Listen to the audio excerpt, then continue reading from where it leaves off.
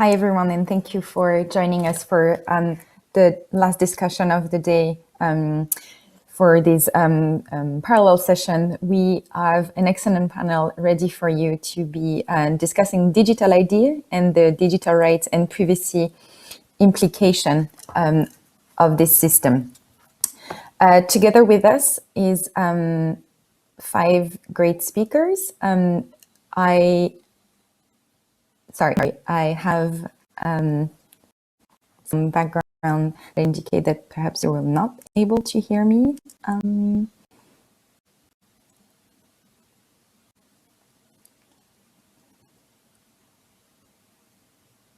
I will continue, hoping that... All right, I'm sorry. I think you are able to hear me, but we have some few technical issues. Apologies for this. Thank you very much for being with us and for taking part in this conference. It's an honor for us to be able to share this conversation with you and be part of the Global Privacy Assembly hosted by NI this year. As I was mentioning, we will be discussing for the next 2 hours or so digital identity. And before I give the floor to our 5 distinguished guests who will be able to provide some really key insights on this discussion, I will first give a little bit of an introduction to the topic before we dive in. So, as you probably are aware, digital ID is not a new concept, but it's a really important one in the world of data protection since the past few years. One of the main reasons being that governments around the world have been developing digital ID programs that either link legal identity system to digital one, or that operate separate authentication online for people to be able to access services, including sometimes essential services, such as health services or education program, or to be able to take part into society, such as voting systems. A lot of these ID systems are being developed in countries that either do not have a data protection system or lack proper systems to enforce those laws. And this creates obviously inherent risk that I think our privacy communities acutely aware of. And these are some of the challenges that we'll be discussing during our conversation, as well as also how those systems are being developed and if there are any best practices or example that that countries around the world can take and follow. I will give the floor now to all of our panelists for a first sort of introduction into the topic, to hear their different perspective on it before we have a more interactive discussion between all of us. We also want to make sure that we have time to take some of your questions. So throughout the conversation, if you want to throw questions at us, please make sure to put them in the chat, and they should be sent back to us so we are able to integrate them. I think now all my fellow panelists should be able to have sound and able to hear, hoping that's the case. Otherwise, you're stuck with me for a little longer. But if that's the case, hoping it is, I will now turn to our first speaker of this. I'll go over Kelber, for data protection and for expression in Germany.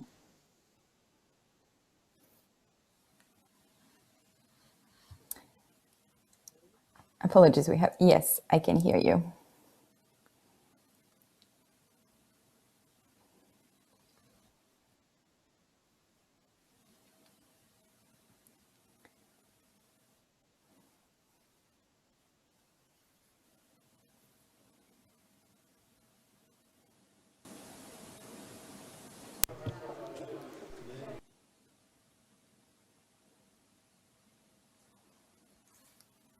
Ulrich, I don't know if you were able to hear. If not, you have... All right, I think... Sorry. Yes.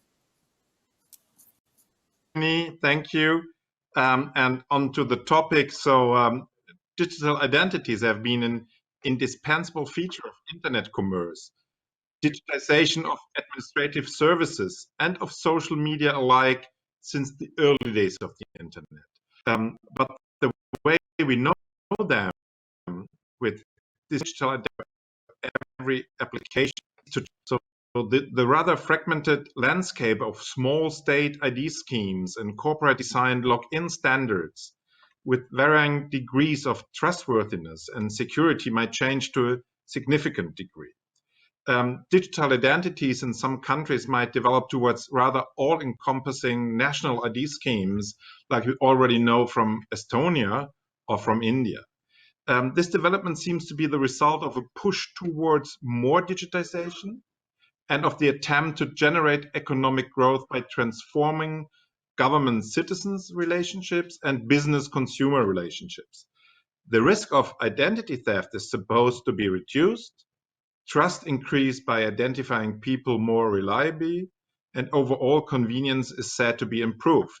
So one factor of change are state-run ID schemes. Germany announced last year that its citizens would be able to store a digital version of their national ID card on their phones and use it as a digital ID by 2021. Well, I tell you, not there yet. And European digital identity wallets are planned to be available to everyone a couple of years from now.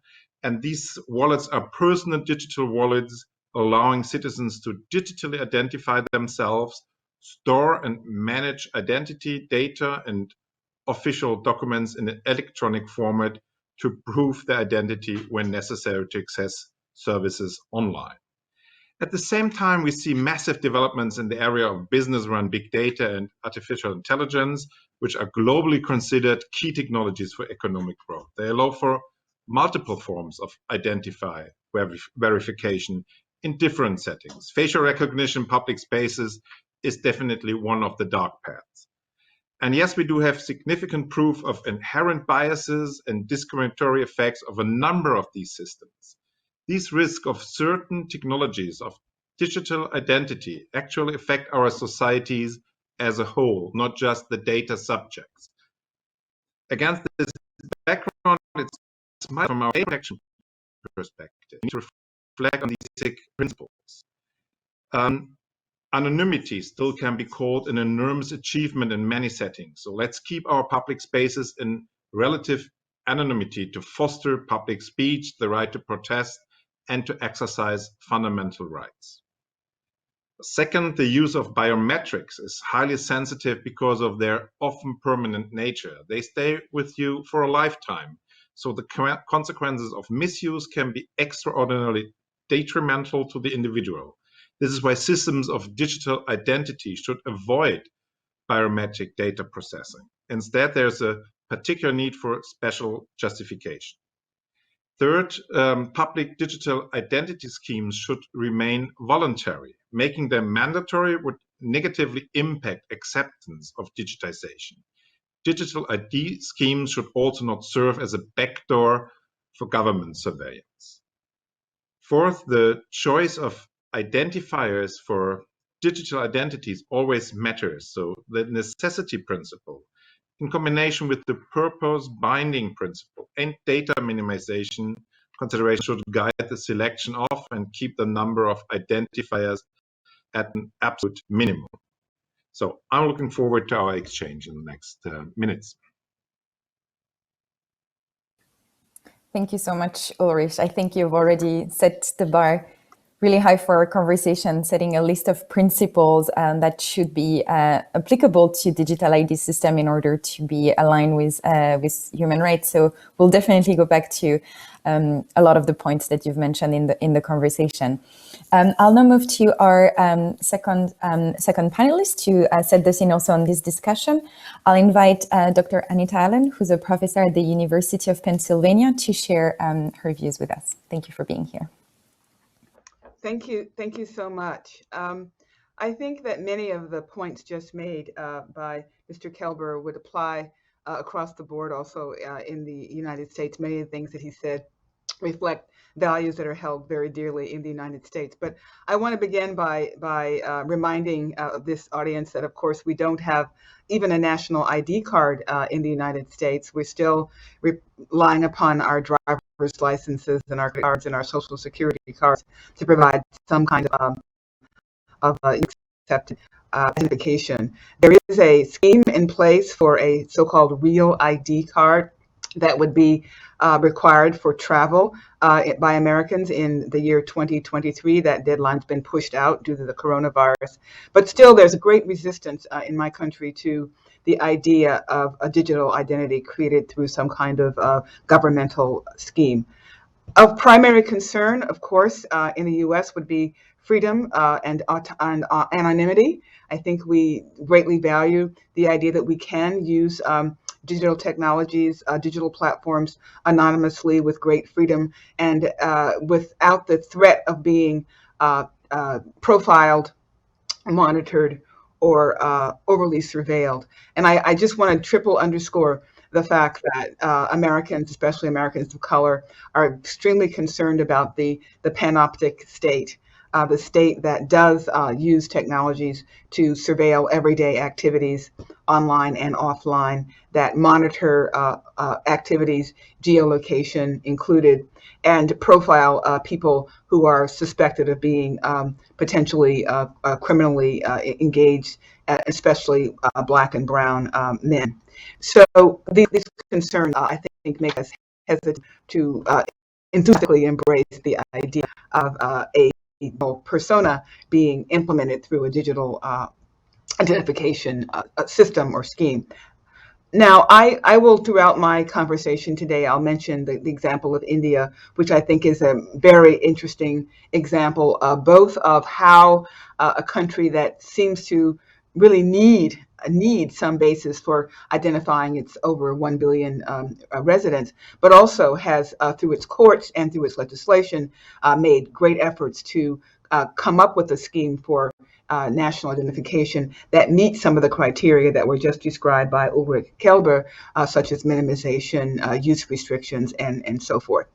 So I look forward to our conversation. I think that if the audience is not familiar with the Indian Aadhar card example, I will be happy to talk about it more as we proceed. But basically, the nation has created a national identification card consisting of a 12-digit ID number that is based on taking 10 fingerprints, 2 iris scans, and combining that with demographic information, using that to then identify people who want to obtain access to goods and services. So I'm going to be talking about India because my own country is so lacking in progress in the area of digital ID for philosophical and political reasons, I believe. But I think India is an interesting democracy that has made an effort to do this and has made some rather interesting steps through a combination of judicial and legislative innovation. So I'll stop there.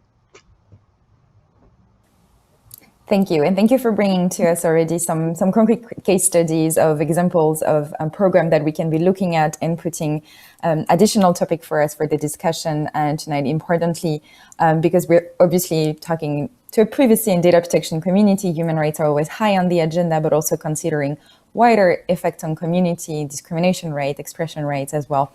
So thank you so much for putting those issues on the agenda. I'll move to our third panelist for the introduction, Jesus Rubi from the Spanish Data Protection Agency, where he is Deputy Director. Jesus, the floor is yours.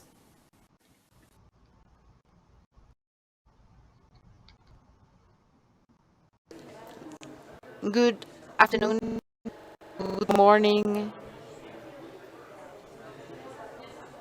Our Agency for Data Protection has the information of the population, however, with a restricted use. We do not have clear experience with respect to risks and guarantees of such an ID. Nevertheless, we are talking about an ambiguous term that can be used in two ways. On the one hand, one person may have different digital identities depending how he or she moves in the digital world. That is one thing. And the other one has to do with the practical thought on why is this digital identity used for, what's the purpose of data use. And such data use is clearly something that may be of the interest of third parties via profiling of behaviors via internet. Now, with respect to this profiling between what is identification and what is authentication, that is identification referring to telling the rest who you are, and authentication is proving that you are the person that you claim you are. So there is an array of treatments that have to do with digital identity that can go from identification and authentication before public authorities to treatment of data, including digital print used by third parties and service rendering parties. Therefore,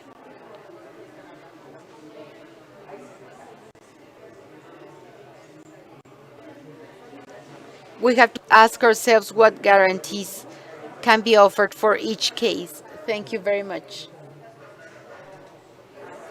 Thank you very much for those comments. I think the point you mentioned about also digital ID meaning different things in different contexts is extremely relevant to our conversation, and showing the different examples that that exist in terms of applying those policies and the need, obviously, to have safeguards appropriate to the different use.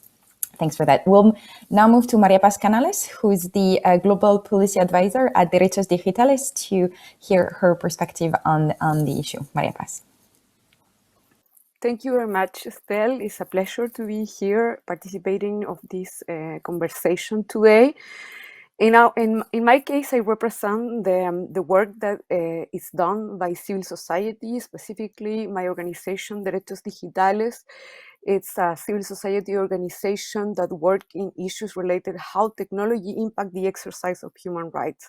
So central part of our work is to the protection and promotion of privacy, but also many other human rights are enabled in their exercise technologies nowadays that are strictly linked with the identification and with the identity of people.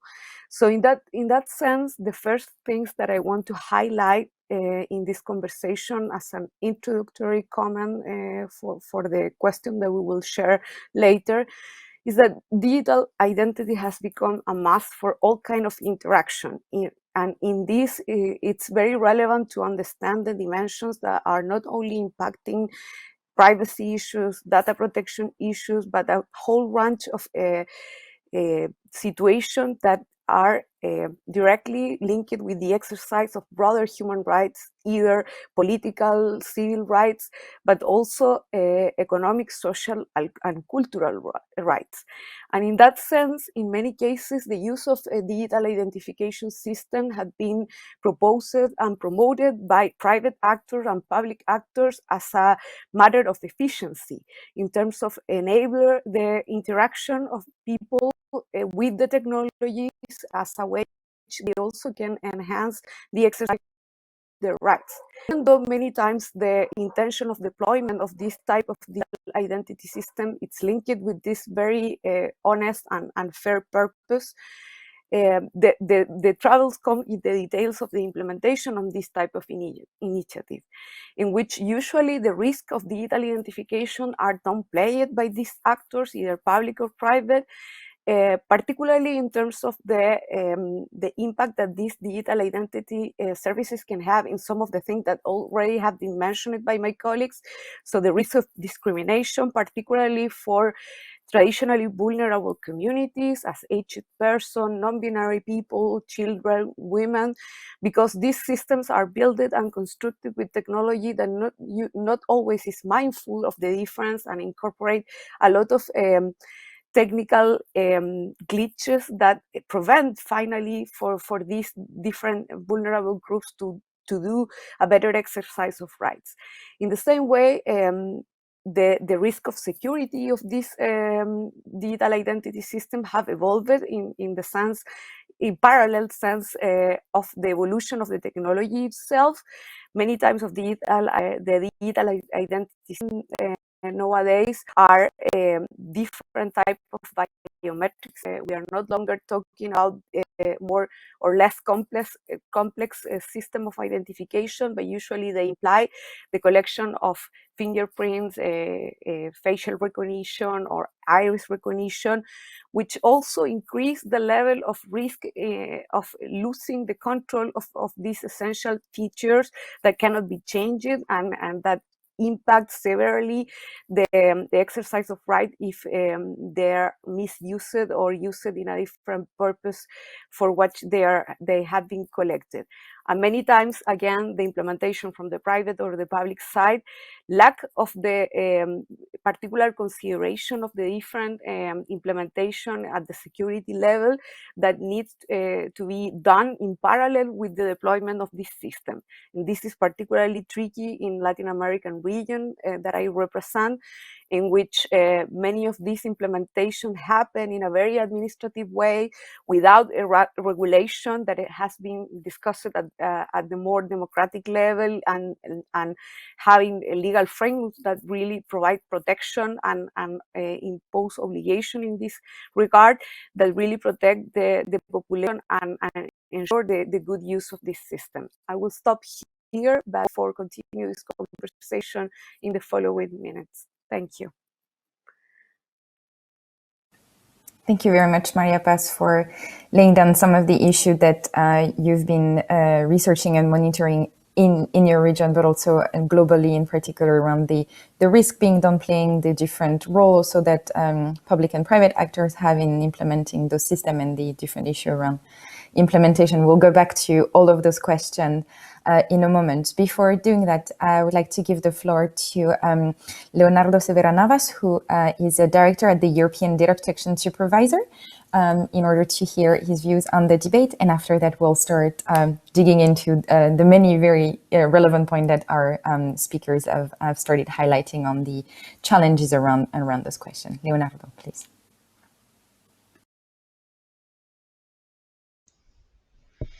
Hi, everyone. I'm very sorry. I need to start my intervention with some housekeeping business because I hope that the technicians will listen to me because we are listening ourselves in Spanish, even if we said we wanted to get the original language. So this is very confusing and we cannot work very well. So, for example, I'm listening to my own interpretation right now, so in Spanish. So I couldn't listen to Jesus Rubi very well, and I guess others will have the same problem. So technicians, if you're listening, please try to fix these problems.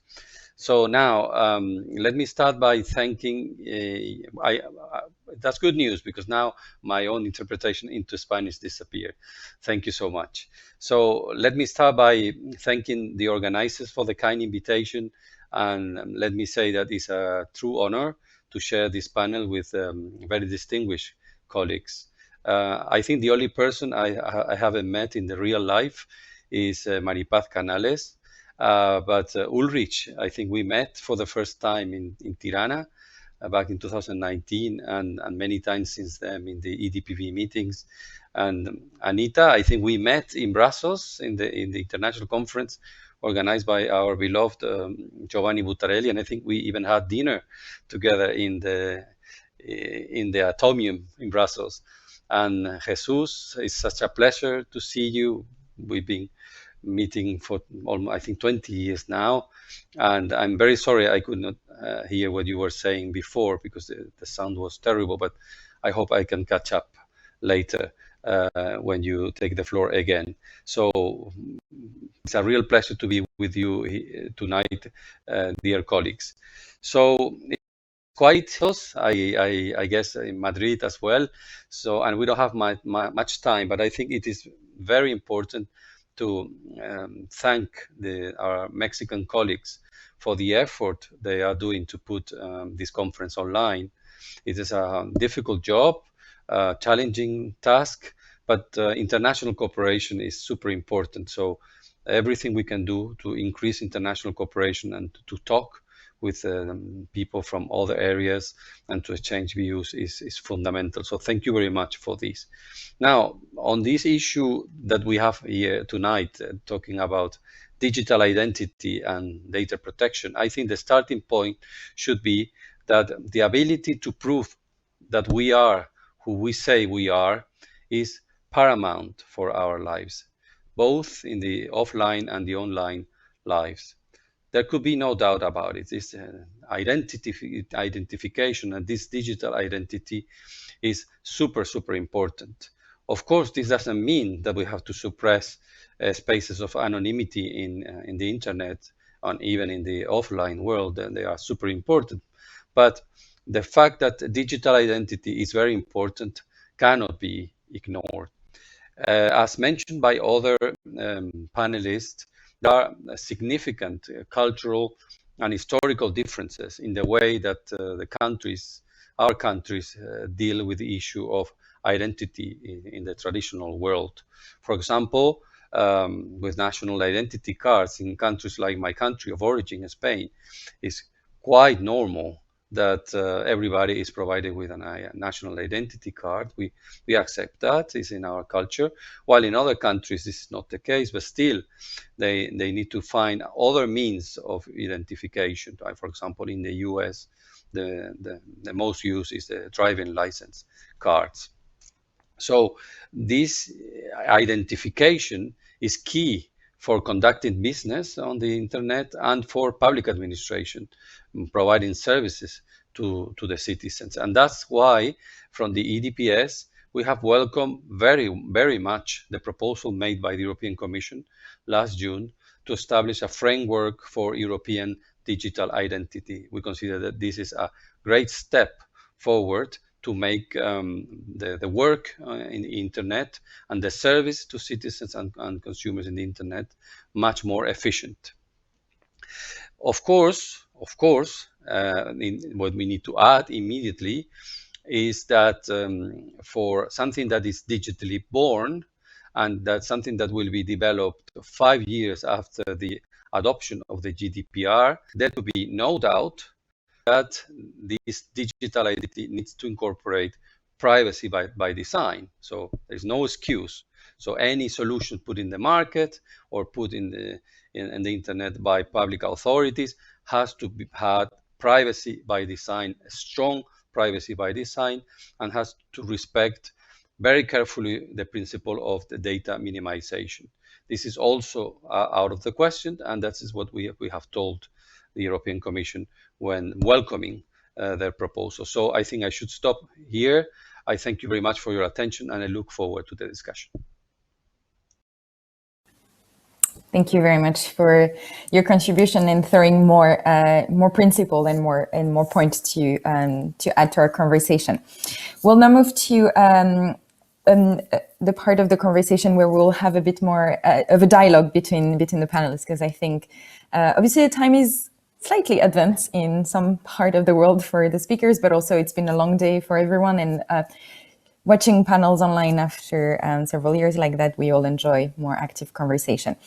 A lot has already been said on core issues that we should be addressed tonight, so we'll dive in directly with maybe the first basic question that a lot of you have already touched on in your introduction, which is about the privacy and the personal protection that should be guaranteed around identification online, and what should be those safeguards when either commercial actors like companies or public actors, government or public authority, put requirement for online identification in order to be able to access services or to purchase product. What should be those privacy and data protection safeguards? And I'll invite Jesus to be our first respondent for this question.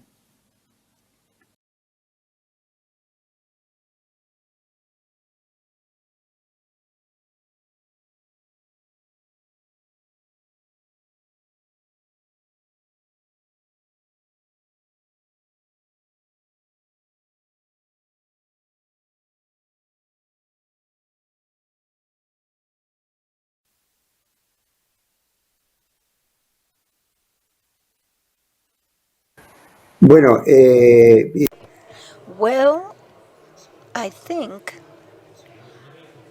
the audio is not very good. I will try to speak very slowly. But I think that the approach, I think that, based on that question, I guess that the approach that should be taken is that this digital identity, as we have been mentioning, should be a tool that might be easily usable by the citizens and that might have some right guarantees or endorsement. But in my opinion, the dealing with data and the guarantees that had to do with this digital identity, they have different volumes of information, different aims, different technologies being used, and therefore different technologies. I believe that first of all, we need to tackle guarantees by the users themselves. It might be linked to the use of a digital identity that might have been given by management or European institutions.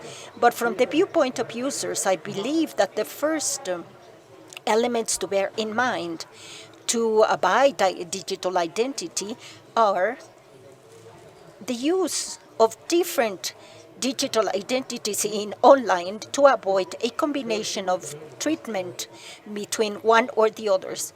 So with this, the users should have a proactive behavior that might allow them to get detailed information about the different treatments that might be given to the different digital identities, whether to be used through creating profiles with information they have been given or provided by third parties, and to get information about the aims and treatment and communication, data communication.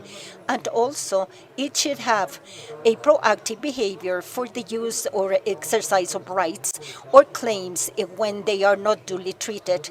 So service providers, on the other hand, they should provide some guarantees from the viewpoint of European or Ibero-American network based on the standards for data protection, with the proactive responsibility by implementing the right measurements to have a risk analysis and to implement all these rights by design, and specifically to try or to deal data with the right minimization and proportionality, as it has been mentioned, by promoting the use of the network by anonymity or by pseudonyms. These options should be completed by the service provider by providing the users the right means that allowed this information that third parties had incorporated into online that they are not willing to provide. So information finally should be very clear. They should be very clear and accurate, especially when there are some automated decisions that had to do with the use of profiles. In regards to control authorities, I guess that they should have to promote information that might allow the users to know which are their rights and to check out which are the claims. And especially, they have an interim and something that is being introduced that is, for example, the fake identities, or when the identity has been hacked, or pornographic images that are being overloaded on the face of a person that is not the right one. And I think that authorities that are in charge of data protection should do something about that, as it has been done through data protection by the priority channel. So we need urgent measures to get the elimination and banning of this information not to be uploaded online. Thank you so much. So thank you for outlining the different proactive responsibility and role that the actors should have. Anita, I'll to you for some reaction and your own perspective on this question. Yeah, a number of very excellent points just made. I'll just add a couple. I mean, obviously, encryption has to play a very important role here in making sure that when individuals are perhaps even required to give up biometric data and other sensitive data to the state for purposes of identification, that data is quickly and effectively encrypted so that any processing and transferring of the data will not result in easy data breaches or easy accessing by inappropriate parties. That's one thing I'd like to say. In addition, I think that in this conversation, we don't need to reinvent the privacy wheel. It's been invented. It's been invented now since the 1970s. We've been talking about fair information practice principles since the 1970s, and those include familiar ideas like minimization, limiting access, limiting purposes to those for which data was collected, in some cases either seeking consent and permission or at least prohibiting uses that are not approved or authorized. I do think that the language of proportionality is extremely helpful. It's used in Europe. It's used in India. It is not used in the United States, but I think the ideal of proportionality, insofar as it does include ideas like purposes and necessity and the like, balancing. These are ideas which are familiar in the United States, and I think that they have a kind of a global resonance. So those are some things that I think are important. So again, encryption, the use of proportionality, and the reliance upon familiar fair information practices, principles which have been widely cited and used along with privacy by design concepts in Europe and in North America. I also think that we should, rely upon our constitutions to help to guide how we understand the kinds of data protection and data collection regimes that are going to be permitted. Principles of dignity, I think, have a very important place, as well as principles of privacy, in guiding and putting up guardrails to how data that is collected for use in these identification schemes is protected. And then finally, I think I would say that we do need to be mindful of particular new approaches to faking identity. The previous speaker mentioned the deep fake problem, images which appear online and they appear to be one person when they are in fact someone else. Digital IDs might be a very important that can be used to deflate the power of deep faking, but it's a tricky problem.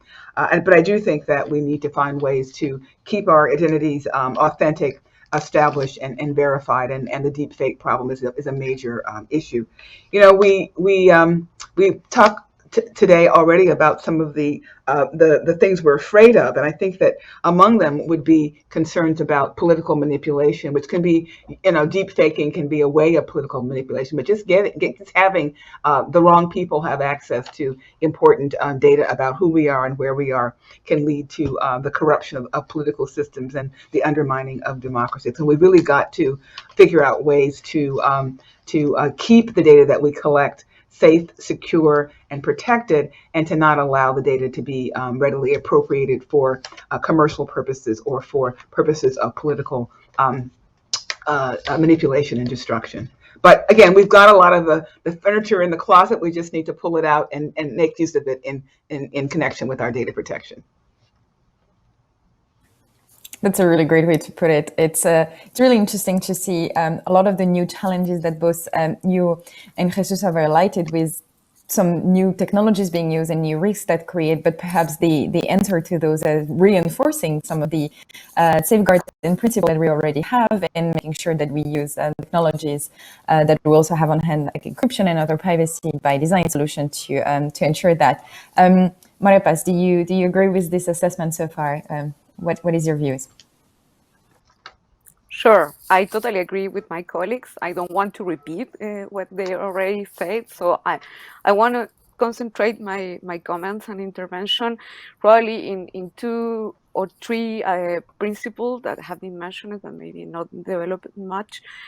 One of them is the purpose of use. I think that very connected with proportionality and necessity, this is an issue that is particularly relevant in terms of digital identity, because as much as I agree with what Jesus was pointed out in terms that the states and the regulation promoted by the state, or in the case of the European Union at the communitary level, can have some elements for promoting and enabling the use of different identities in different instances or different services.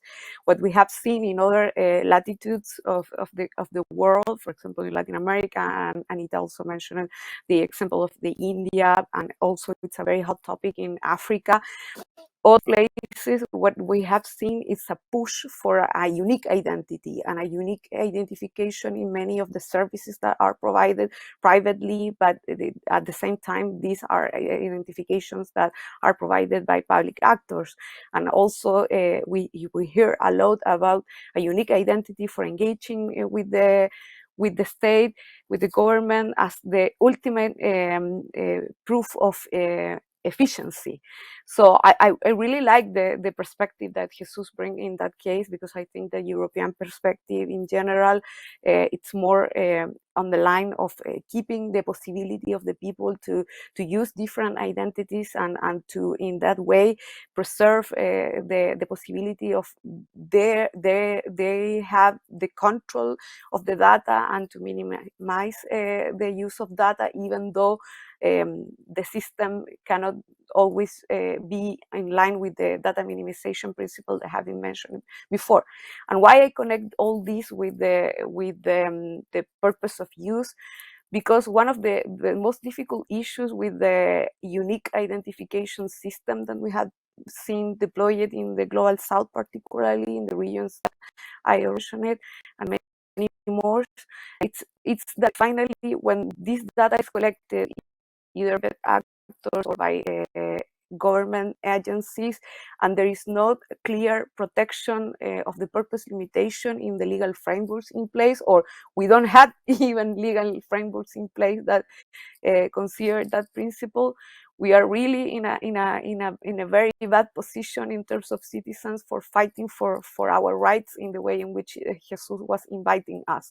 I totally agree that we need to be active, but in many places of the world, sadly, this is not a reality, because there is not a legal framework, a normative environment that really make this clear. And also because this perspective of implementing pervasively this digital identification system and presenting them as the ultimate efficiency tool have come with the erosion of the notions of privacy in many places of the world, in which we didn't have this development, these strong principles beforehand. So this is perceived as a techno-solutionist inevitable progress, and people, it's not sure to resist to this push unique identification, and to try to highlight how they can perceive that this can impact adversely the exercise of their rights. And in that sense, a very good example, probably everyone is tired at this point to hear about it, but it's all the technologies that have been deployed during the pandemic. In many cases, they came with heavy requirements in terms of identification in order to provide information, health information, or advice in health. and many cases this was deployed without a proper consideration of proportionality and necessity and data minimization. And in that sense, I will talk this connected to the transparency principle that we haven't touched so far, in terms that a much better exercise need to be done around the world in general, but particularly in the places in the global south in which this is not a priority for many of the authorities or the private services, in terms of providing more information about what is the purpose of a collection of the data, because people is willing to surrender their data because they consider that there is a good purpose, but there is not fairness in terms of ensuring mechanism to really safeguard that the data is being used for that purpose and not for others. And that's a lack of transparency on top of the violation of the purpose limitation use. And the last things that I want to highlight in terms of principle for answering the question that Estelle was posing to us is accountability, because finally what we have seen around the world, even in the most developed jurisdiction in terms of data protection and privacy protection, is that still enforcement is something that is behind. And we need, as Jesus was mentioning, the collaboration of the public, the general public, in terms to be active in the promotion and protection of their own right and the understanding of their own right. But also we cannot leave everything on the hands of the people that have been impacted. Here there is a fundamental responsibility of the state that is anchored in their human rights commitment at the international level, to really be effective and to have agencies that are well funded and well prepared to really protect the abuse of the use of data in the digital identification system that are being used in the private and the public sector. So I will stop for now, but to go to the next rounds of questions. Thank you. Thank you, Maria Paz. You've highlighted obviously the responsibility that lies in different actors, and Ulrich, I want to turn to you related to this question, because obviously we were talking about the different principles that may exist. Even in your own introduction, you listed a list of really important principles that should be in place in order for digital ID system to be in line with human rights and specific digital rights. But what is your role as a regulator to ensure that those rights are indeed protected? And obviously, the regulators don't have all of the keys in their hands. You're not the legislator in a lot of cases, and some of the shortcomings that Maria Paz was mentioning in when digital ID system existing in context where frameworks are lacking.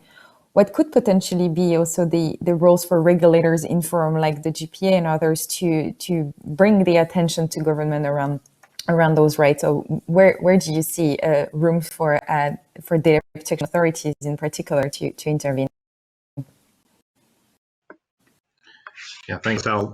Our first duty is, as always, to enforce the existing regulation, privacy regulation, data protection regulation, which also fits to some of the questions combined with digital ideas. So the idea of how to limit the set of identifiers to become part of the data minimization scheme, to see if private vendors of digital ideas really hook to the regulation, for example, which data they store, which do they need use for enriching probes, and things like that. But yes, I think there is a need for the data protection authorities to ask lawmakers to establish a part of the digital ideas. One idea behind that is, for example, blocking large private vendors of digital IDs to chain their customers and their use to their ecosystem. So to make digital interoperable without having additional privacy effects, and to press all these private companies to accept public and state-driven ideas with full control of which data has to be shared for identifying themselves, to establish that regulation and give the data protection authorities the tools to enforce that regulation. Thank you. So more enforcement coming from the regulators, which is something that obviously our community is always grateful to hear. I want to move the conversation to some of the point actually that you raised, Ulrich, in the introduction, speaking also of the different forms of identity and how the conversation around identity is not only linked to necessarily digital ID system, but moved to a lot of different notification system that a few have mentioned already. Some of you have raised the issue of biometric data being used. Some of you mentioned facial recognition as well.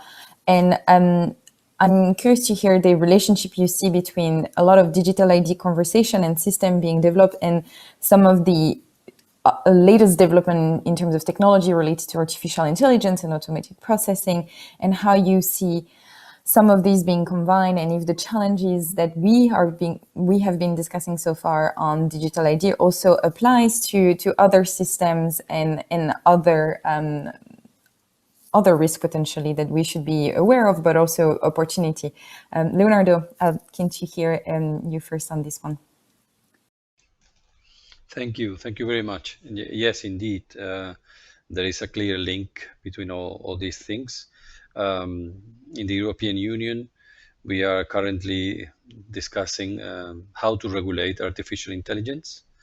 And obviously, artificial intelligence is something that will be used for digital identification. It will be, for example, in biometric authentication is a good example of the use of AI. But AI can also be used to steal the identity of someone, for example, by using deepfakes, as mentioned by Anita. So while recognizing the importance of AI for this field, we also have to be careful and use a precautionary principle in the use of AI for digital identification. And we should insist that data protection by design is always in place, of course.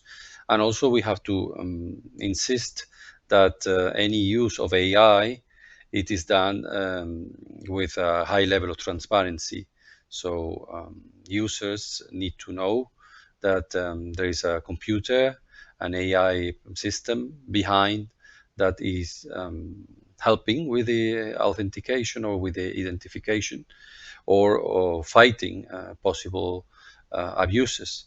And that's not something that is very clear. Many times this is not sufficiently transparent.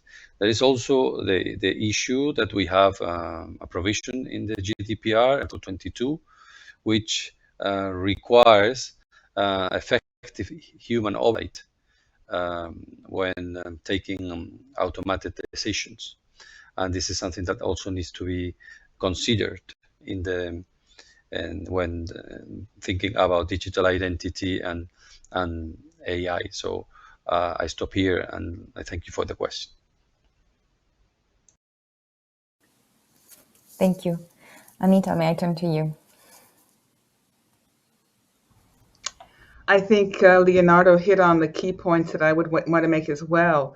One of them has to do with the use of facial recognition, which can be a wonderful resource, but also has great dangers. We have examples in the United States of individuals who found that based on driver's license photographs matched with images of people accused of crime resulted in false identification of individuals who were then jailed for many days without any recourse, based entirely on matching, a false matching between an image in a data bank and an image taken offline. So we have to really make sure that if we're going to allow facial identification that incorporates automatic intelligence, artificial intelligence, it's done in such a way that we reduce the error rate for dark-skinned people and for in general. So that's one example, one set of problems. Another also mentioned was, the idea of automated decisions. I mean, if we're going to have decisions being made with machine learning, those decisions can be certainly efficient, and they can even be efficacious.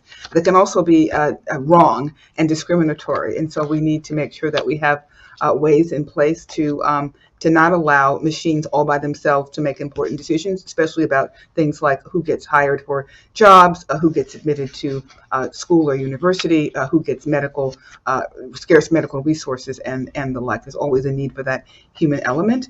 The idea of artificial intelligence audits and to increase transparency and accountability, I think, is a very important one, and that we need to figure out ways to make these sort of third-party audits effective, if we're going to use them at all, in order to improve the performance and create the right incentives for those public and private sector entities that would like to make use of AI technology, which so often feels like a giant black box to consumers and residents of our various countries. So those are some of the things I think need to be said about that matter. I mean, I believe that AI is a fabulous resource, but I also am very concerned that basic civil rights and basic social rights are deeply threatened. Retain that human responsibility for what we do or allow AI to do with AI and allow AI to do. Thank you. I'd like to continue a little bit on the theme you've just laid out for us on inequalities and discrimination. You were speaking specifically in the context of AI, and bringing back to the focus of our debate on digital ID.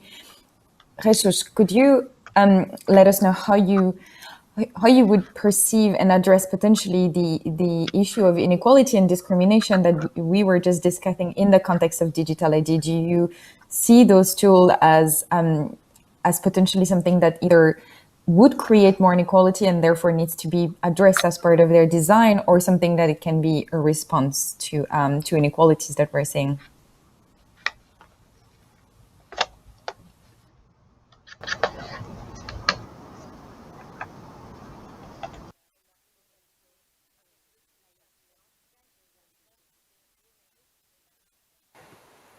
Yo, si me permite, Madam Moderator, I believe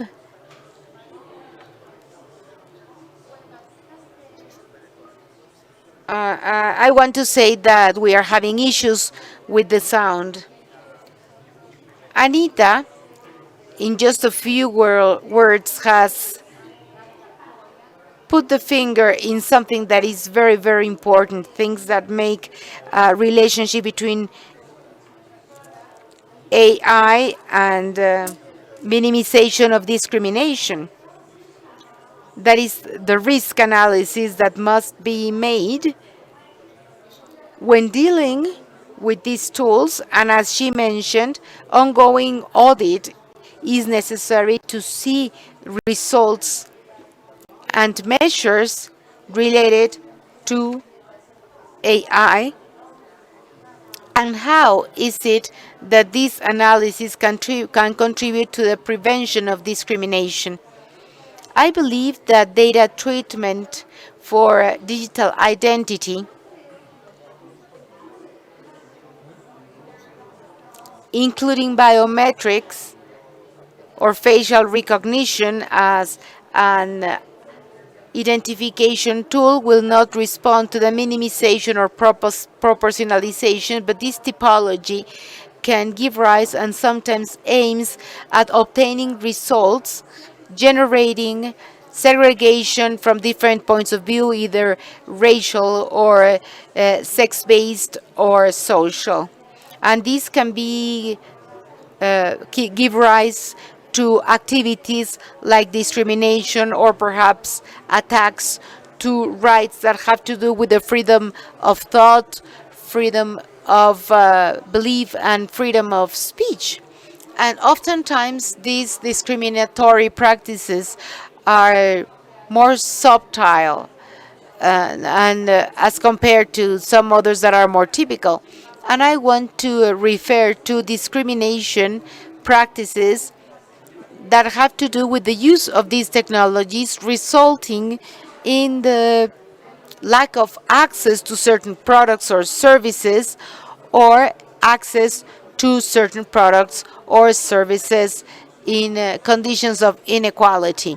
This is something that can be evident with the developments that have to do with facial recognition in airports, where facial recognition can give access advantages to airlines or to traveling that cannot be found in other arenas without facial recognition.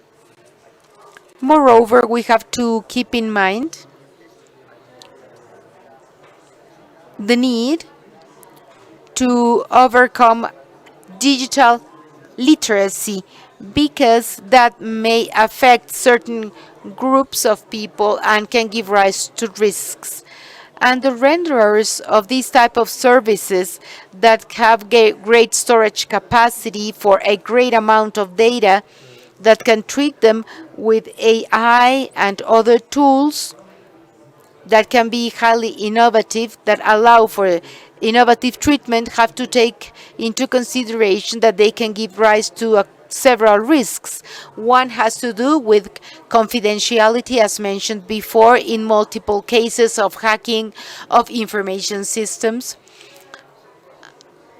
when it can have to do with the hacking of certain types of data, and also availability of information as accredited in cases where there are ransomware cases or internet providers malpractice.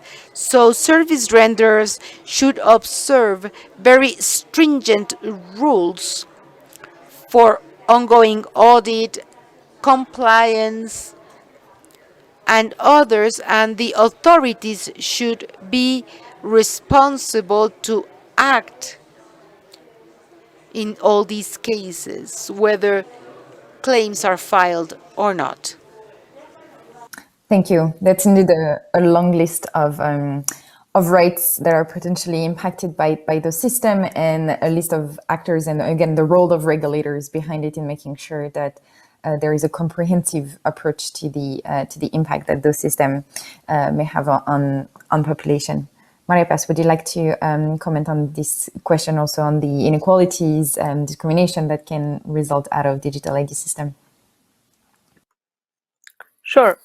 To complement again the previous intervention, I think that it's very relevant to go back to the point that I was trying to bring in the opening, in terms that what are the type of uses of the digital identification system, and then connect that with what are the risks for the discrimination, inequalities, and biases. As I mentioned it in my opening, increasingly this digital identity system play a central role in terms of the interaction between the citizens and the states. And this had been highlighted by the UN Special Rapporteur on Extreme Poverty and Human Rights in a report about the digital welfare state, in a report of the end of 2019, that it was very relevant in terms of trying to highlight some of these risks in terms of how the identity system verification is being used for defining the eligibility assessment for many benefits that are provided by the state, or the payment of benefit, or fraud prevention or detection, or the assigning risk scoring of vulnerability for many of the citizens of the state. And in those application of these uses of the digital identity system is where we can see the hugest risk of discrimination and reinforcing inequality. And why is this? Because usually, even though, as I mentioned it at the beginning, there is a very understandable and fair good intention in terms of efficiency in deploying this kind of digital identity system as key pieces of the welfare system from the state. The problem is that the design of this system usually ignore the previous existing inequalities of the society. So they are implemented without enough consideration of what should be the technical measures, so more political measures that need to accompany of this system in order to have these dangerous consequences in terms of enhancing discrimination or previous existing inequalities, because these systems are not creating those inequalities, but they have a huge potential as technology tools to reinforce them, or even to put them in a whole new scale. So I think that it's very relevant to go back to the way in which the decisions of implementation of this digital identity system is being made by the different states, and also for the implementation of private services, but particularly in the connection between the state and its citizens. I think that there is a need for this digital identity system for being a tool of really improvement and progress and inclusion for everybody, to be developed in a much more open and transparent way, and with a participatory process that ensure that the relevant needs and perspective of the final users of this system will be incorporated in the design of this system. So I invite you to review the website of my organization, derechosdigitales.org, where you can find an initiative that is related with research on artificial intelligence policies, technologies that are being implemented in Latin America. Many of them imply the use of identification system and the use of algorithmic decision making in terms of assessing population for assigning of benefit or for qualifying the risk of vulnerability.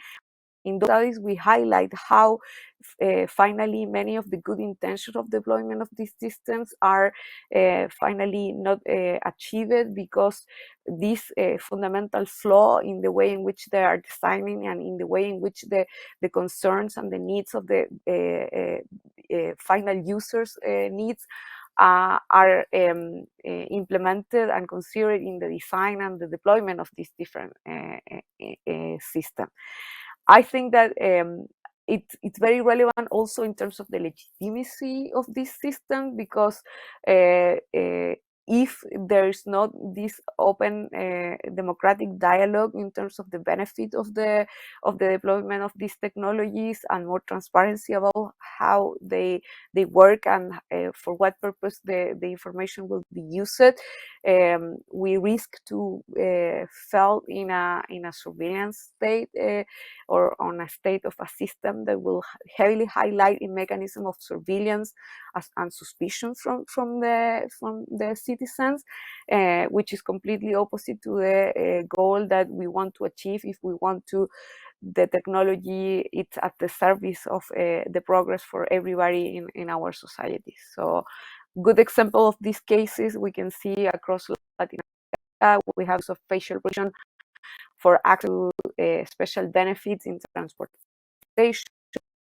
In Brazil, in Chile, have the kind of systems in Ecuador, for example, for assigning social benefit to elder people, minors, and disabled people.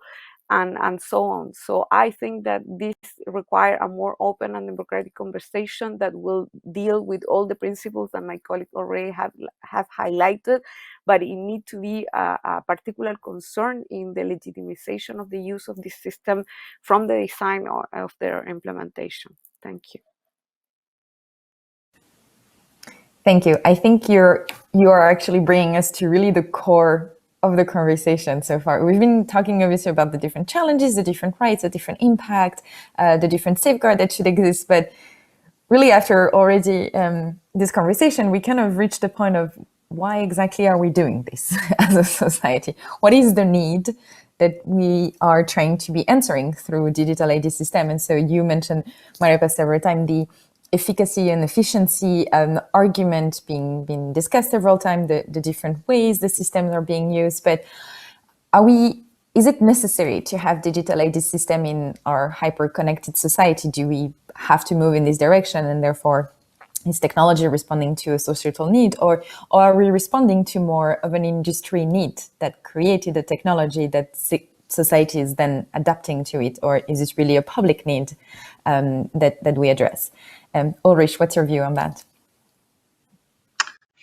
All three needs exist. All three needs are legitimate, and we have to address all of them. So, yes, a number of services can't exist in a digitized way without having a secure digital ID, because some of these hybrid methods to identify persons, like post ID or things like that, are limited and could not even fulfill the idea of fast and interacting public services.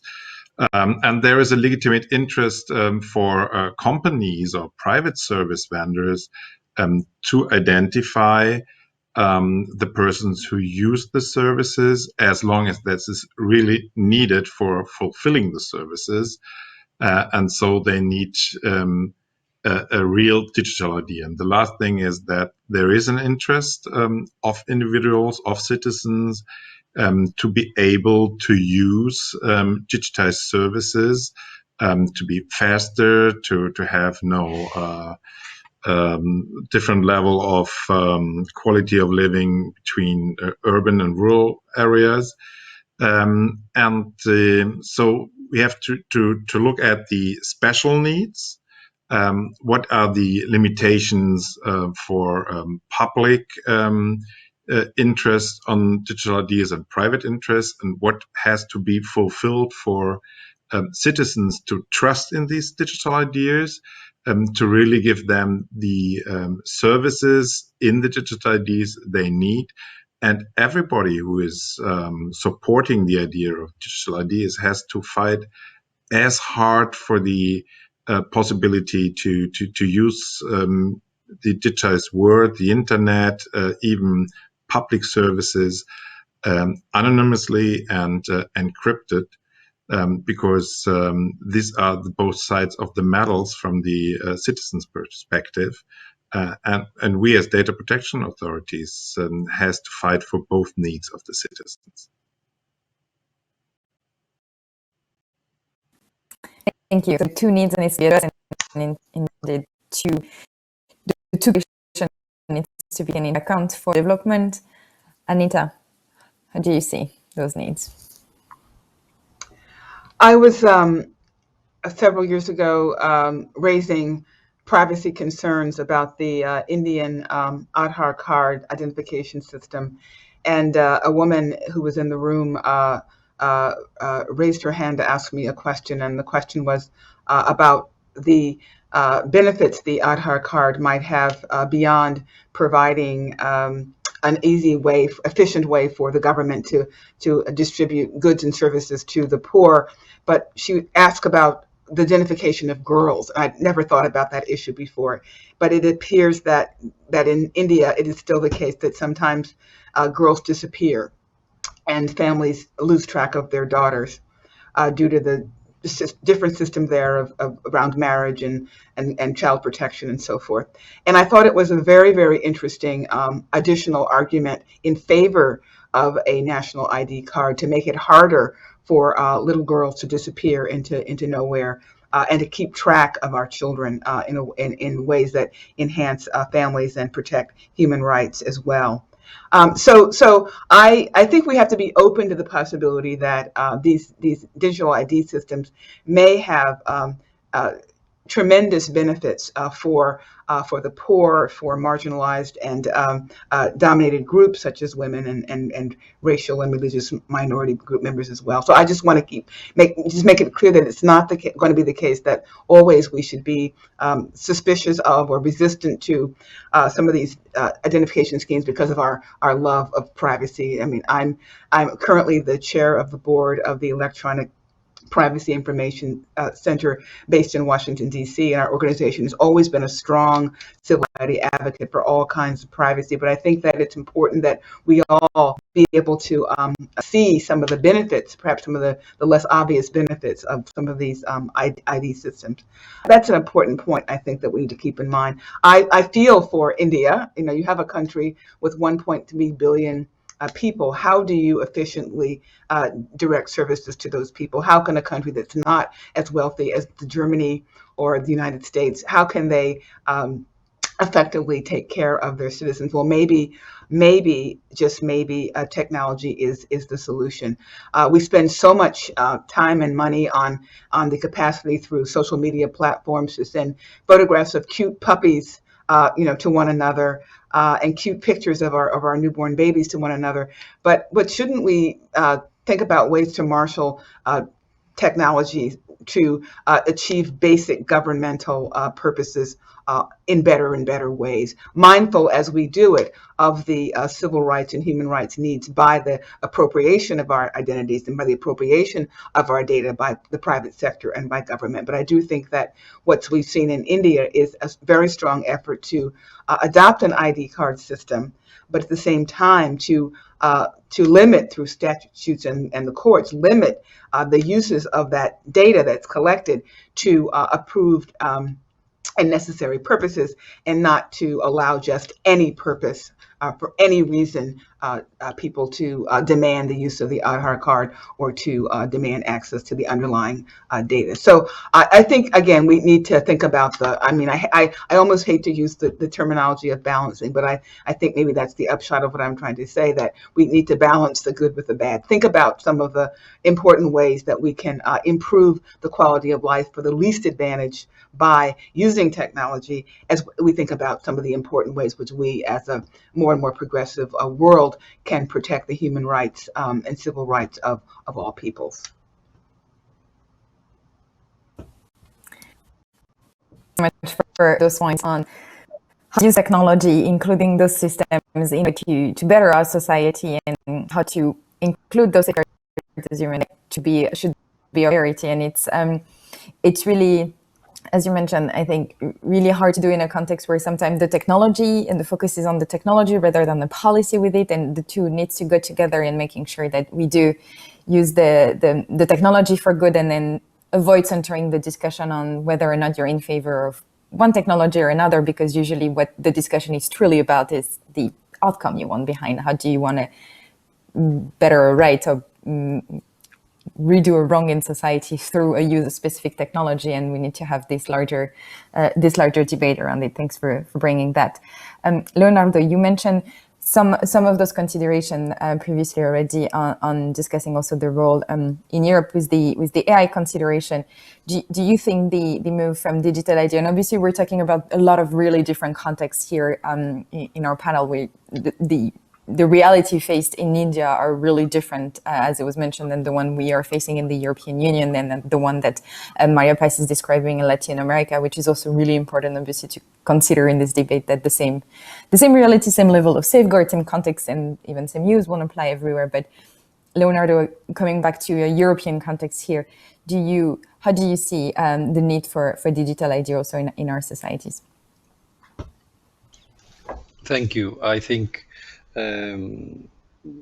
colleagues have already provided many good elements about this. I think the necessity of having one or more digital identities is something that has been acknowledged since long ago. So this is not new.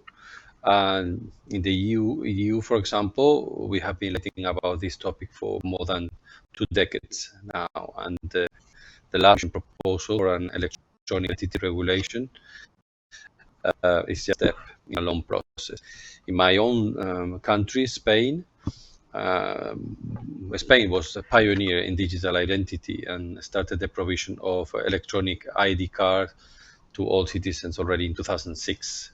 So this is something that is coming from some years now, and the pandemic, I believe, has increased the pace at which EU citizens move their daily activities from the analogical to the digital sphere. So the need for digital identity has become a little bit more acute, and the EU COVID pass certificate, for example, has been the first European-wide application of this ever done, because there was a strong need to find a solution for the transportation of people in times of the pandemic. So I believe that the need for a well-designed and secure digital ID is becoming urgent.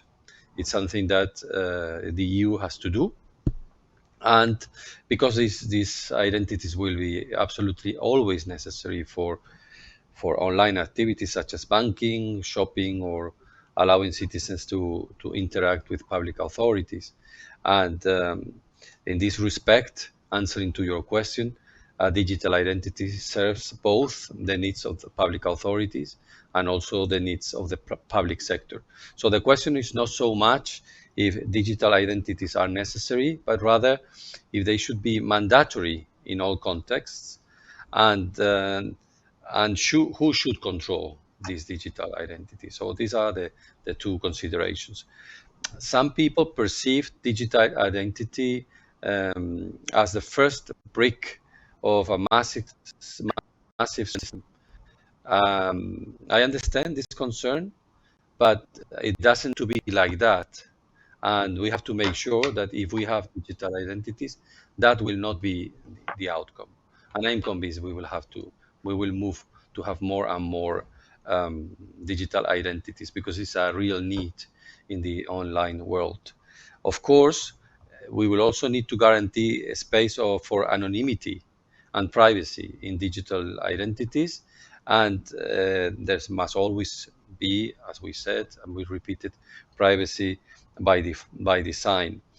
So this digital identity should be there for the benefit of citizens, but there should also be the opportunity not to use them and to look for anonymity when necessary.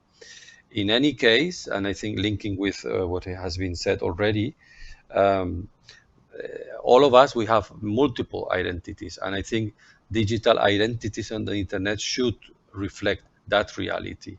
So this is the famous debate about a single identifier or several of identifiers. If you think of a person like myself, I have several identities, and I use several identities all the time. So sometimes I'm an EU official, resident in Brussels. Sometimes I'm a Spanish citizen paying my taxes in Spain. All the times I'm an author, a published author, dealing with my copyrights. So in every single different scenario, I think I have the right to have a different digital identity. And technology is smart enough to create the necessary links and to create the necessary firewalls to protect my different identities. So I like to say that often you see big tech and engineers super smart, finding incredible solutions for business problems. And then when it comes to finding rather basic solutions for fundamental rights or privacy protection, they seem to be useless. Then they run out of ideas very quickly. And this is something that we should denounce. We should ask that these technologies that are helping so much for business needs are also put at good use for the protection of the privacy of individuals. Thank you very much. Really interesting. A lot of what you just mentioned, I think, at least to me, touched to the core again of data protection. I think if I would ask each of you what is data protection to you, we would have a lot of different answer, and I may also be giving different answer depending on which day you ask me. But one element of it to me is data protection is something that protects my true self and allows me to be who I want to be. So obviously hearing you say that we are all different people at different times of the day, potentially depending on with who we interact, and making sure that identity system also don't reduce that identity to boxes or binary answers. There is just a lot of ways people express themselves through gender, through different gender identities, through their sexuality, et cetera. And so we need to make sure that the system we design also really builds on movements that have been liberating for people to be able to be themselves, and privacy and data protection have been a huge component of that, and that we don't have a step back on those acquired rights, basically. I will move ourselves, though, to a slightly different direction of conversation, and also want to thank the people listening to the panel for sending us a really great question. I'll turn to in a minute. Before doing that, a few of you have mentioned during our conversation issues of interoperability, of structure, of infrastructure behind the system, and how to build them in a way that respond to the public needs that we were just discussing. Anita, you were mentioning the case of India, how we use the system potentially to have infrastructure to respond to a lot of social needs for the country. And I was wondering what would be some of the challenges linked to those infrastructures, which may be different, again, depending on the different context and size of the country. But we have a lot of companies that are building those infrastructures. Should we have some consideration when in the context of digital ID system being used for public system or by public authorities? Is there specific safeguards to have in mind? Should those systems be built by the state? Should they be built by big tech companies? And probably a lot of the COVID conversation that we had all around the world on the contact tracing apps offers some background to this conversation on how to have infrastructure that are going to be used for commercial and social good, serve effectively the necessary purpose. Maria Paz, could you give us your views on that?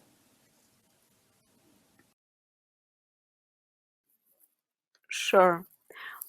I think that this is a big challenge in general because of what I was mentioning before in my previous intervention, in terms of how you should make sensitive the deployment of this infrastructure, the needs of the people disturbed by the existence of identities.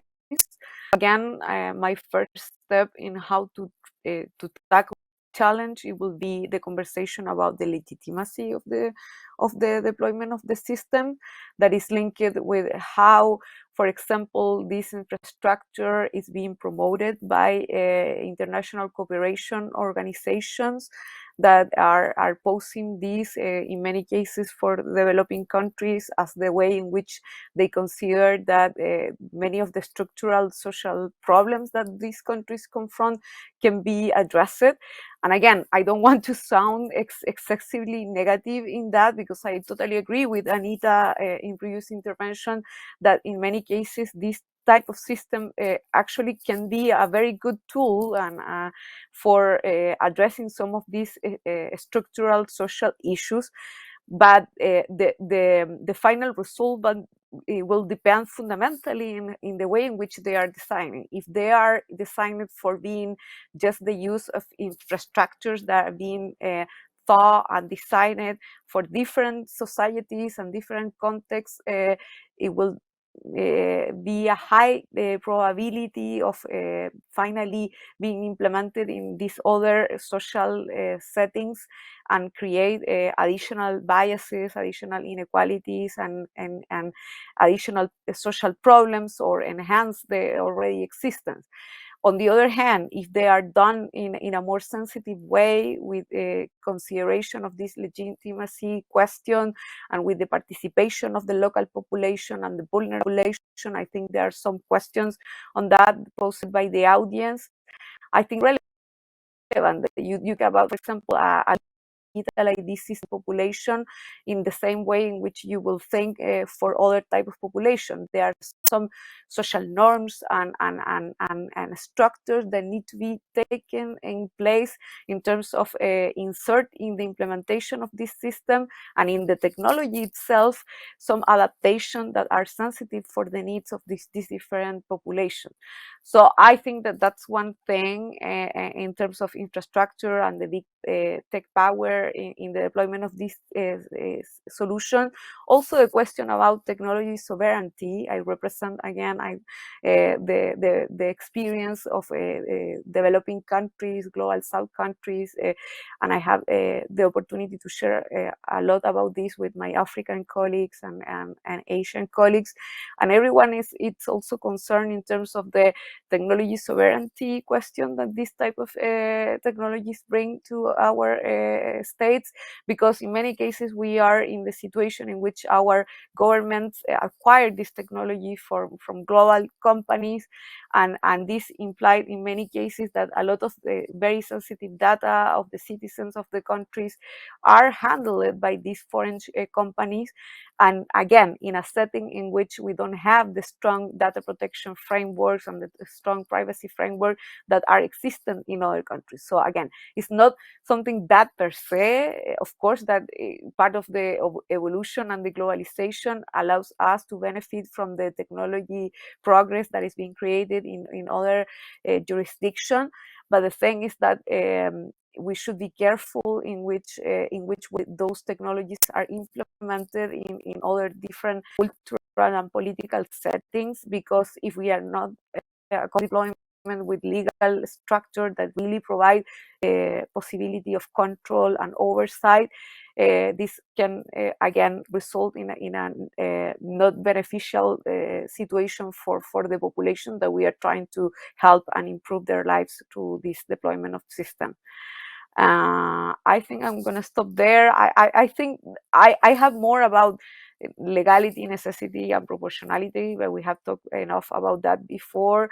And the other thing, it's about accountability, redress, and remedy. But I think that also it's capturing the need of having a company a legal framework for the deployment of this system that really establish clear oversight and mechanism of redress in the case of abuse of the use of the information. I will stop there. Thank you.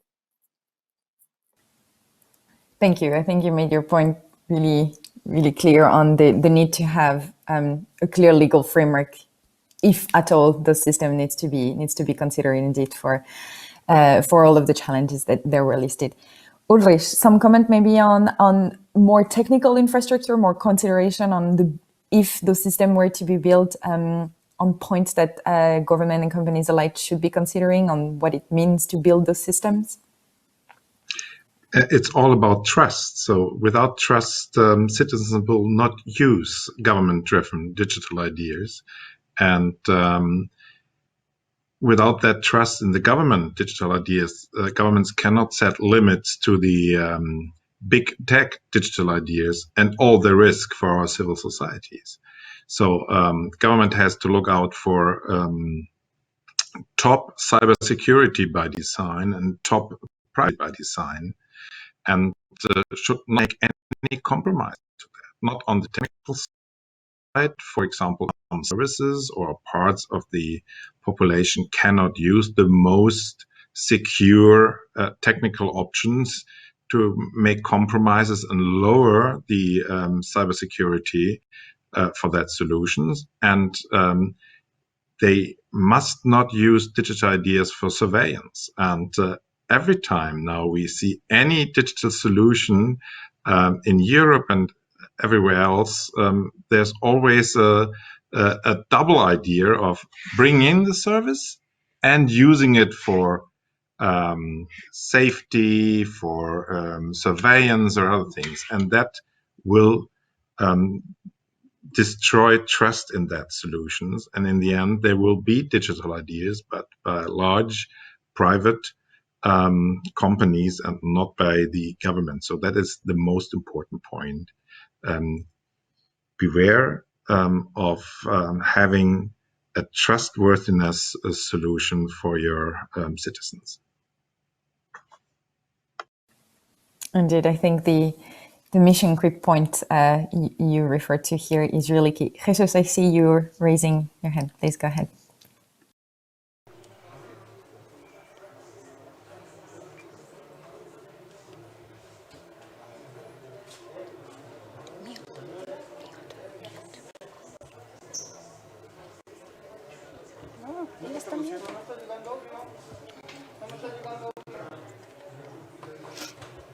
Jesús, creo que está usted en mute. You're muted, sorry.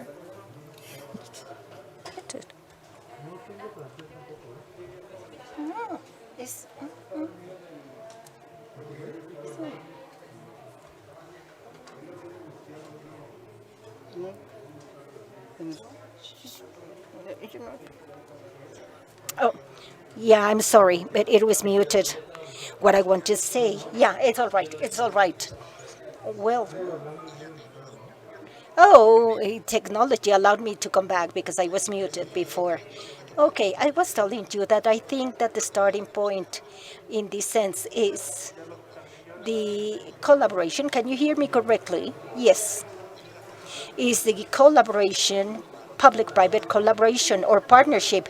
This public-private partnership should provide some guarantees in terms of treating the ID with other aims. It might come the time when information might generate additional edges for private partners that are providing this technology. For example, there is a risk situation that might come up when the use of cloud computing services that come from these private services and used by public service. There should be an endorsement in regards of the treatment that should take place and the topics that had been talked about: security, the data transferred to unsafe places or unsecure places. But I think that on this collaboration or partnership, we should consider digital ID from a specific promotion of what we call limited ID. That is to say, where accreditation and verification of ID are not stored on big servers of the companies or the public entities, but it is available to the user. So the ID might be queried by the user, and the user has the right to manage this type of data. So we have to develop these limited queries so the user might, in a way, in a very trustable way, to verify his ID and at the same time to have the control of that information. And Leonardo has mentioned an interesting case about that. He has mentioned the COVID certificates of the UA or the UE to provide services or to transfer, to move from all the citizens of the UA to all over the place, or UE. And there is a certificate of the COVID. And there is an interoperability system, of course, by the sanitary authorities to check the verification of these certificates. But these are certificates that are now available to the user. The user is the one who downloads the certificate and might use it. Is not. So therefore, we cover this principle of the right to manage it. But what has happened later? Well, in regards of the initial use of this certificate to endorse the free circulation of citizens or residents of the European Union, there are some other uses from these certificates that come conditioned by political decisions that make this aim and the guarantees it has to be very clear, because they come up generating or imposing or generating discriminatory situations if these conditions of use are not being accepted for that use of information. These are situations of discrimination of some citizens. So therefore, it's not enough with the development of infrastructure technology that might endorse the reasonable use of these data and to manage correctly these data and the use of these mechanisms by the user of the ID, digital ID. But also the reuse of this information or demanding the reuse of this information should be conditioned again by all these principles of personal data protection, by minimization, aimed proportionality principles. And also, on the other hand, we need to bear in mind that sometimes, and this is the case of Spain, there's a long time ago, I don't know whether Leonardo was there, 2006, the generation of national ID documents, e-documents, and it has had a constrained use because the PCs had not a card reader, the right one for using this digital ID. So therefore, on the previous analysis of the design of these products and services, and products that are being offered as ID products, it's important to do some risk analysis that are related to the settings where we are going to use them to be able to generate all this infrastructure that is necessary to go and for the aim that it was believed should be the right one. Thank you very much for adding those important considerations. In particular, as we consider the whole picture of the infrastructure and the whole principle that needs to exist for this interest. From this, I'm going to place the first one here for any of you who would like to contribute to it. How can we offer a digital identity to indigenous people without so many risks? So we've been indeed talking about a lot of the challenges and opportunities of the system, but how to respond to risk to this particular community. Anita, please go ahead. Yes, so as you know, we have many indigenous Native American tribes in the United States, and they function, most of them, as sovereign nations within the United States. And they have the authority to issue their own ID cards. And so many Native Americans have a tribal identification card that may or may not be equipped with a radio frequency ID technology. But these cards, they're not as good as passports. They don't work for all identification purposes, but they're very important devices that can be used to at least verify that one's entitled to the benefits and immunities of Native Americans. I wanted to say this because it's not as if indigenous people around the world don't already have access to some kind of ID card, because I just gave you an example of our Native American tribes in the United States who do have ID cards, and they are recognized by the federal government within the United States as valid. Whether or not they would be suitable for traveling internationally is a different question.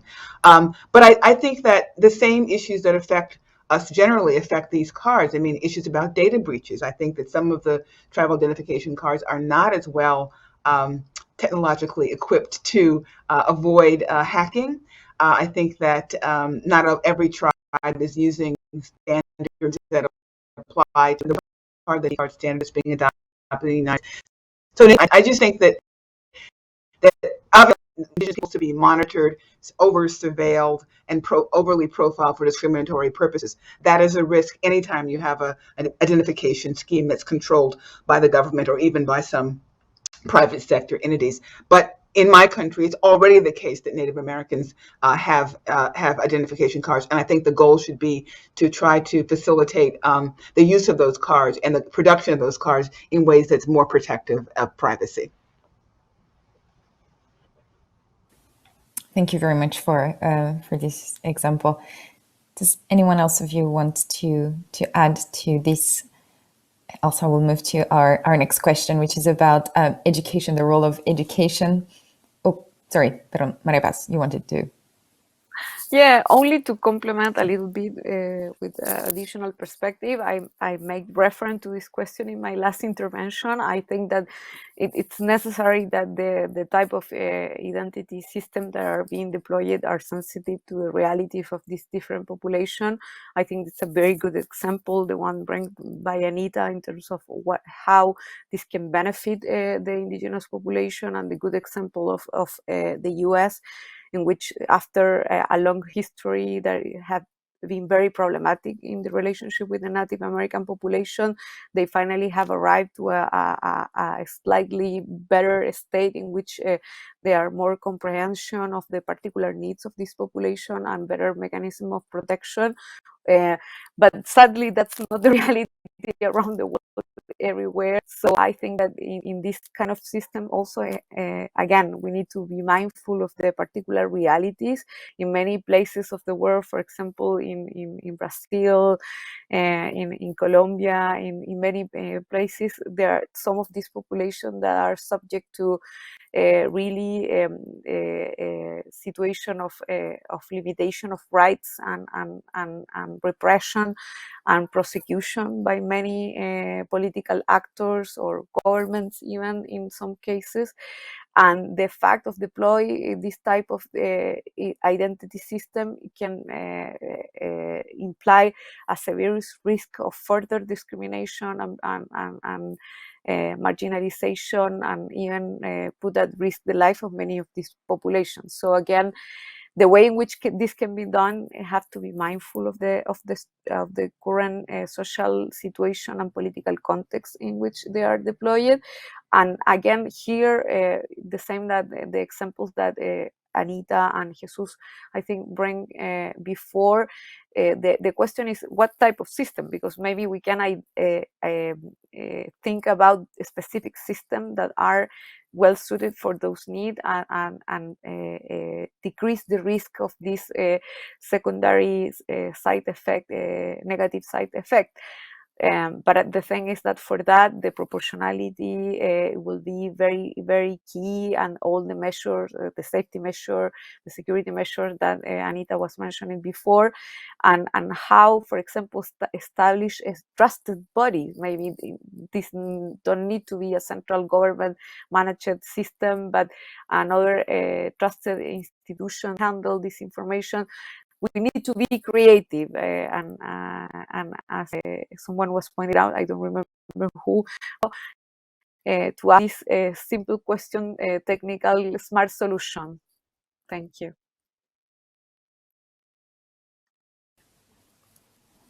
Thank you.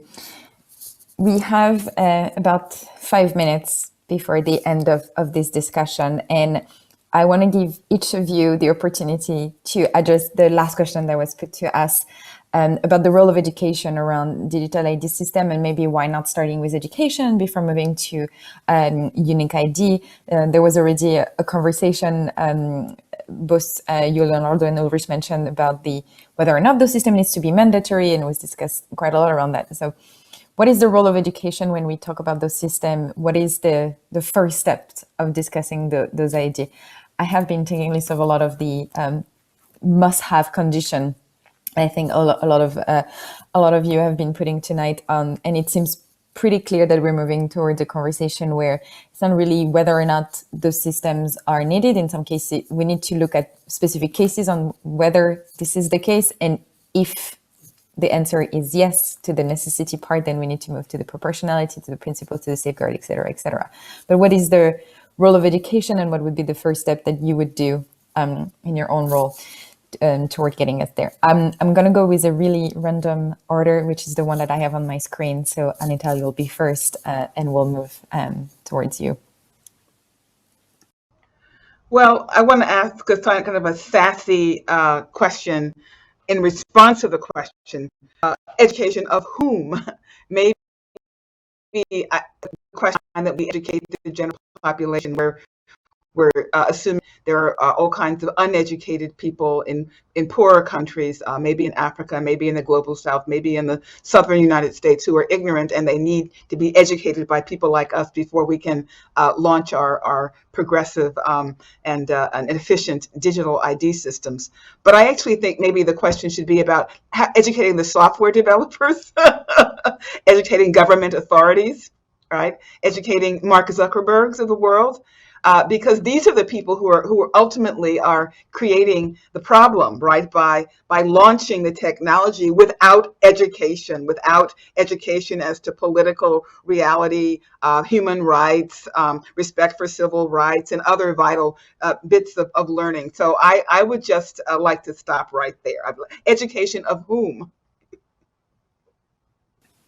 You're getting a round of applause of all of us here on this. And I think if we can even end that conference on educating Mark Zuckerberg as a takeaway, we will all take that home.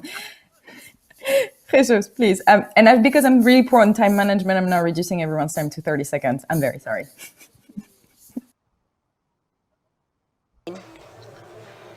This argument line, education of technology, privacy, and protection, data protection, personal data protection, lots of education in that line.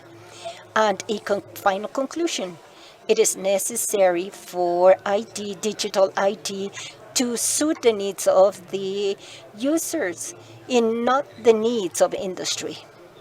Thank you so much for this very kind and lovely and intense debate and saucy debate that we have had this afternoon, night. I don't know where we are now. Thank you so much. Go.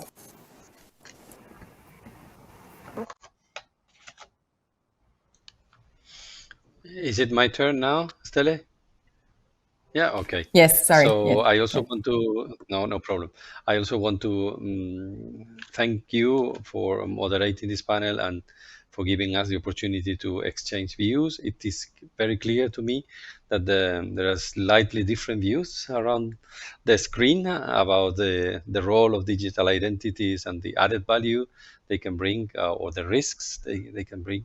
But I applaud the intervention from Anita and also from Jesus when recalling the need to have technology at the service of humankind and not of business interests. Thank you very much.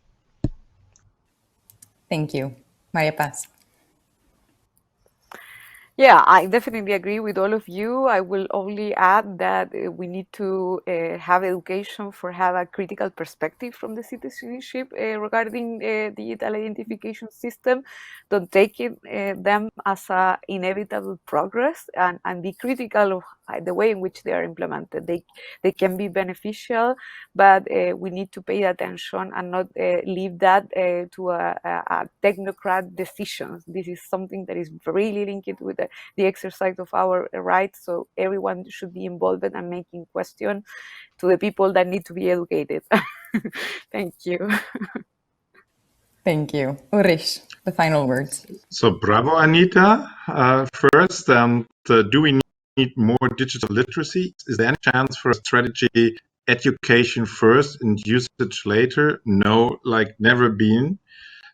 And information at the fingertip. If there is a possibility to use these new, you said, progressive digital ideas, then people who use that or who are interested in using that have to have the information at their fingertips in the moment they use that, and that is the best digital literacy we can deliver. Thank you so much. And thank you so much to all of you for the great conversation and contribution. I think it's the first time ever that I'm on a panel that starts one day and finish on another. So thank you, at least for the Europe time zone. Thanks again for the participation and to the audience. Thank you.